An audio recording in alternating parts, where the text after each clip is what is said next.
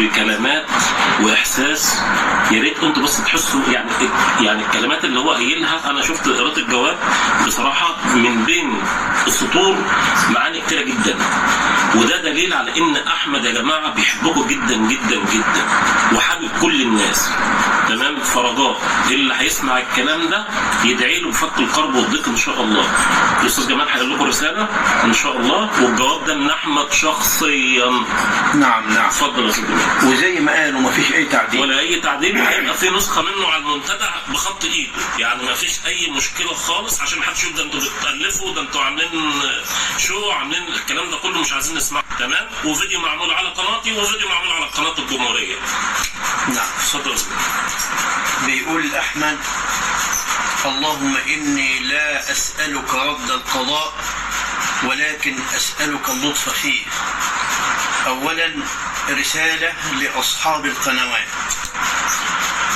ذات يوم قد وعدتكم أن تكون فرحة جمهورية أحمد وأمل سبب في فرحتكم بنجاح قنواتكم، ويشهد ربي على ما كان في نياتنا لكم من تفوق ونجاح، وتشهد كل القنوات التي حضرت الفرحة بأني على قدر استطاعتي ما كان يهمني غير إرضائهم ونجاحهم، وأن يستغلوا كل دقيقة لصالحهم وليس لصالحي.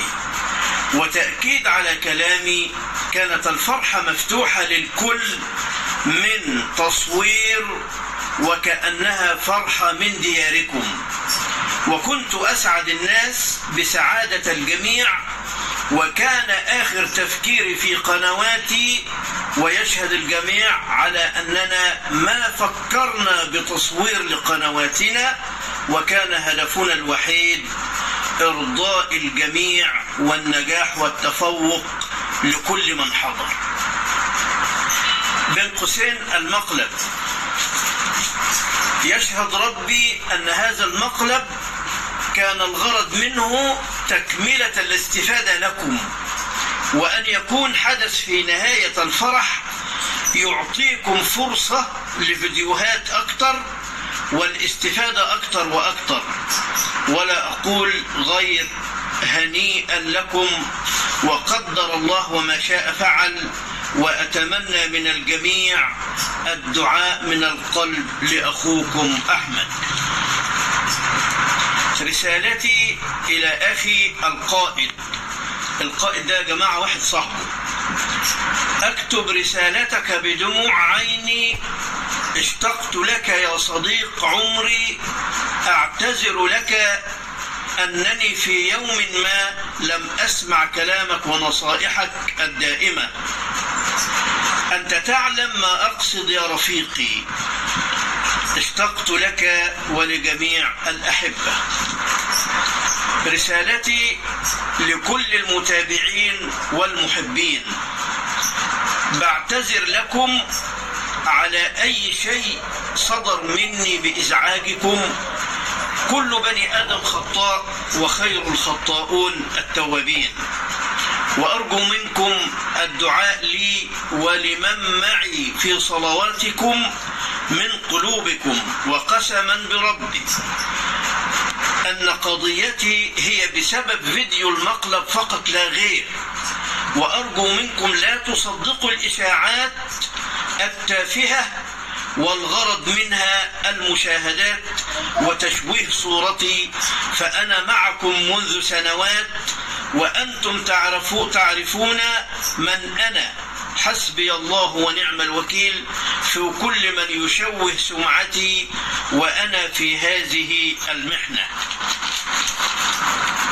ثانيا، رسالتي إلى الأهل والأصدقاء: شكرا من القلب لكل من ساند أهلي في هذه المحنة الصعبة عليهم ووقف بجانبهم. شكرا من القلب لكل من دعا لي في محنتي. شكرا من القلب لكل من خان وغدر. شكرا من القلب لكل من قال ما ليس صحيحا بهدف المشاهدات. شكرا من القلب لخائن العشرة، شكرا من القلب لمن كنا له سندا وعونا وكان لنا شوكة في ظهورنا، شكرا من القلب للمهندسين وأصحاب قنوات النقد، وأخيرا شكرا من القلب للزمن الذي كشف لي معادن كل من حولي. ديت يا اخوانا رسالة أحمد اللي بعتها مع زوجته في الزيارة اللي فاتت يوم الخميس.